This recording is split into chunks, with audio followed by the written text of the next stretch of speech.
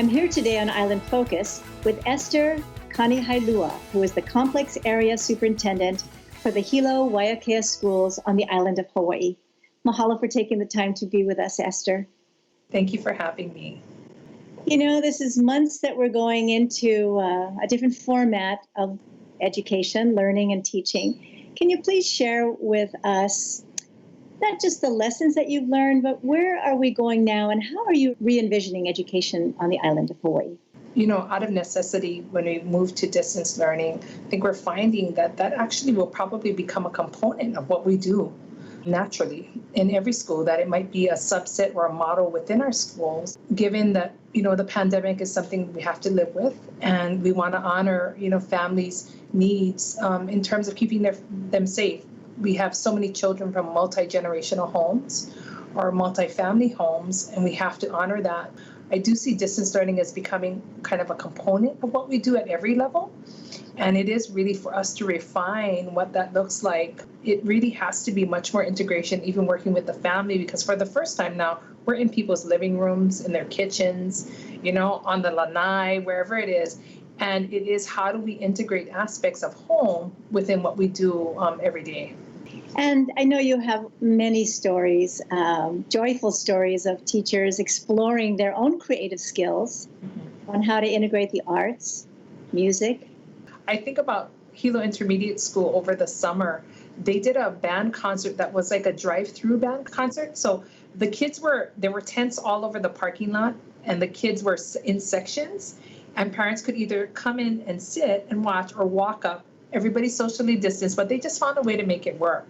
And that's continuing to happen now. One parent commented, I'd like to see what this all sounds like when it comes together, because she hears her kids practicing with their sections, but it'll be neat to see how that all comes together when they're all online. And thinking about even art, great teacher over at Waiākea, who does art with kids, and all they need is pencil and paper, and he walks them through. And we're not saying, because we can't say, oh, kids have access to watercolors, to acrylics, whatever. We want to make it really simple and show them that they're all artists, right? So we're just finding ways to work with minimally, you know, the kinds of materials we would hope maybe they have. And if they don't, the schools have been great about donations. Our community has been great about donations of supplies and materials that they've always done, and like asking schools, what do you need from us to support those things? You know, and having kids even just, we're going to all share something that we found around our home or in the yard, and having kids just like, wow, you know, we can do show and tell, we can share just from what's there. And, you know, even our high schoolers looking at solving issues in the community and having these virtual meetings, if it's a student government leaders coming together, how do we do this? You know, we want to highlight, I think a fabulous thing Waiākea High School is doing is they're highlighting a local business every week.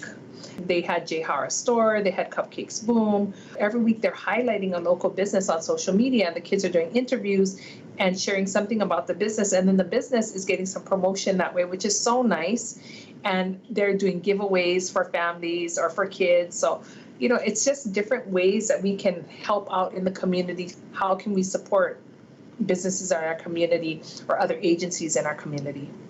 You know, one of the concerns that the Board of Education had was in opening the schools and looking at that time frame was that the kids need the contact and the personal connection with teachers. It sounds like you have found ways that can happen even online. We really just emphasized to everyone that we had to make sure we cared for kids. That was the bottom line, that this was a scary time to shift to we're going on spring break to we're not returning to school and we're at a safer at home order. How do we reassure them? How do we help them cope with that? Where do we give them outlets to talk about it? So our counselors had to shift their that way too. And we had counselors who created calming rooms virtually that kids could enter. And then teachers integrating into their everyday practice, like, how are we going to do our brain gym activities before we get started for today? How are we going to do some mindfulness things? And then even just setting up Zoom times where kids can talk, because that's all they wanted, that contact with their peers. And it's fun because they'll have like 30 of them and they're talking over each other, but you know, kids don't care. They don't mind. And they really need to say, they had to step aside and say, we got to give them that time for things that were happening on campus that are so much a part of their development socially. emotionally. And how do we do that now? So we're finding ways to do that and giving parents the tools as well and access to it through a school website. Here's videos that can support you as a parent at home if your child's struggling with something. Here are some open-ended questions you guys can talk about at dinner, just some sentence stems to get that conversation going at dinner and to really dig into how kids are feeling and helping and telling them it's okay.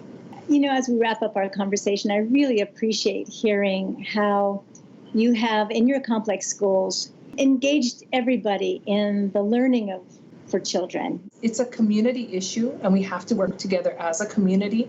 Our kids, if we model for them as adults, mask wearing, the hand washing, the social distancing, they're bright. It's just part of the routine that we have to now be responsible for, right? That's part of education. It's always evolving, and this is just a different way it's changed. And so we do that for them, right? And we praise them, we correct. We want them to be successful in our community, and we want them to have the tools to be able to do that. So I think that's the one thing, is that we can never underestimate what our kids are capable of. And if we ask them, what works, I think that's been the other part too, is the surveys and what works during distance learning, what doesn't work for you, what do you want to see more of? We really have to listen to them because they have so much to provide. That's the insight we need. Thank you for taking the time to be with us, Esther, and sharing some of the ideas that are possible in public education. Thank you so much. Mahalo for tuning into Island Focus today and joining me in meeting Esther Kanehailua, who is the Complex Area Superintendent for the Hilo-Waiākea schools on the island of Hawaii. Mahalo.